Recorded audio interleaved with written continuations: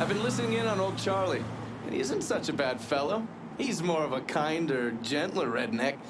And as luck would have it, his wife is expecting. Man in that situation usually doesn't care who he works for, long as he's still above ground.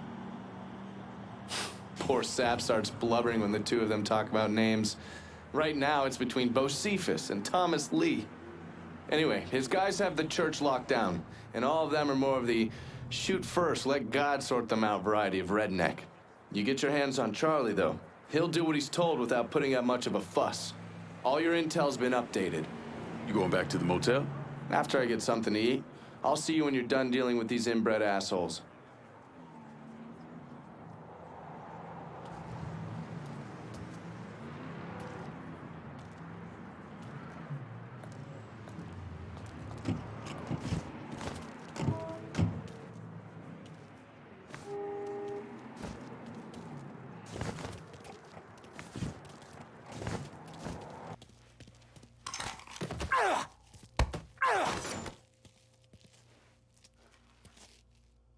Work for me, and you might live long enough to raise your family.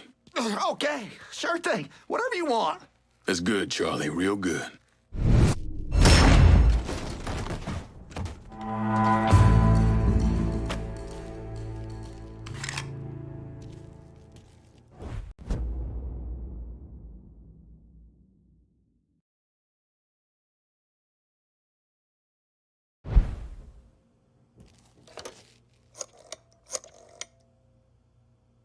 Send your men to the First Baptist Church. Those Dixie heathens have been handled.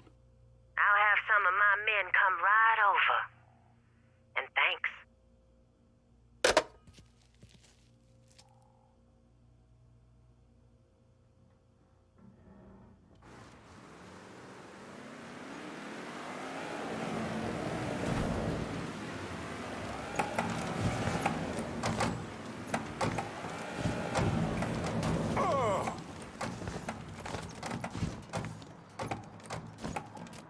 Please state your name for the record. Donovan, John. Mr. Donovan, you understand that by appearing before this committee, you have explicitly waived your constitutional rights in regards to counsel and self-incrimination. Sure. And you further acknowledge that by appearing before this committee, you agree to disclose all information pertaining to the events that occurred in New Bordeaux during the summer and fall of 1968. I wouldn't be sitting here if I didn't. You were an operative in the Central Intelligence Agency from 1953 to 1969, is that correct? That's right. When did you arrive in Vietnam? August of 1961. Please describe for this committee the actions you took during your time in Vietnam. I spent a couple months in Saigon. Then I was transferred to a base in Laos that was operated by the Special Activities Division. We trained and equipped the Hmong and then turned them loose on the NVA. We're running arms and supplies via the Ho Chi Minh Trail. And you worked with Lincoln Clay in what eventually became the Phoenix program. Within a year or so, Lincoln was heading up his own PRU. We'd cross over into Vietnam and locate enemy targets and either kill them or bring them back for interrogation. Just thinking about it? Jesus Christ. You wouldn't believe the shit we did to those cocksuckers.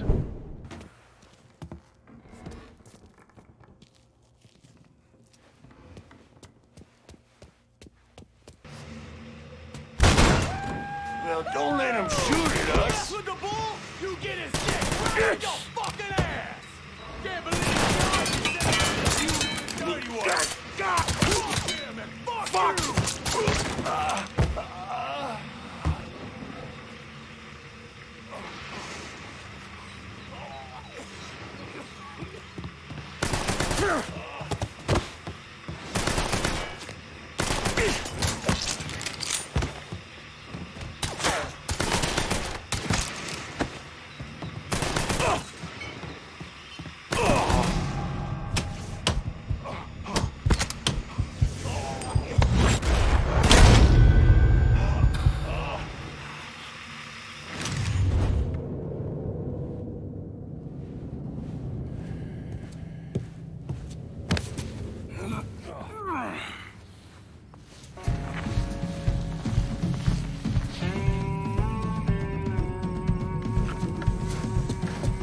You need to run this through, boy. You think you can come in here and steal my heroin without nobody noticing? I'm not here to steal your heroin, Richie. I'm here to make you pay for what you did to Sammy and Ellis Robinson. I didn't have nothing to do with it! I watched you stab Ellis in the gut.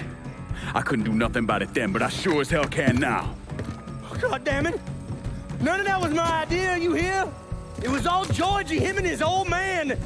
They wanted y'all gone, not me. What was I supposed to do? Say no? Either that or make sure that I was dead. Oh, no. No, please. Please, listen.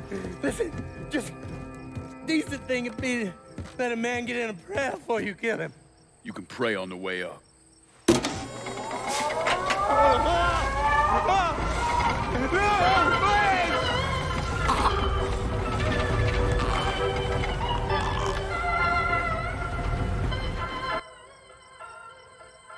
When I saw Richie Doucet hanging from that Ferris wheel, I felt a profound sense of disbelief. Nothing like this had ever happened before. You mobsters killed each other all the time, but it was generally a small, contained event. Some greaseball is eating spaghetti and meatballs at his favorite restaurant and gets popped in the head. But this was different. Even then, even before I knew who killed him, I knew that Richie had been put on display. Lincoln was trained in psychological warfare by the CIA.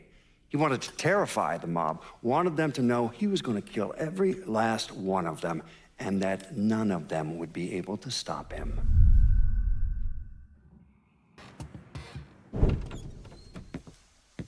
Doucet's dead. The hollow's yours.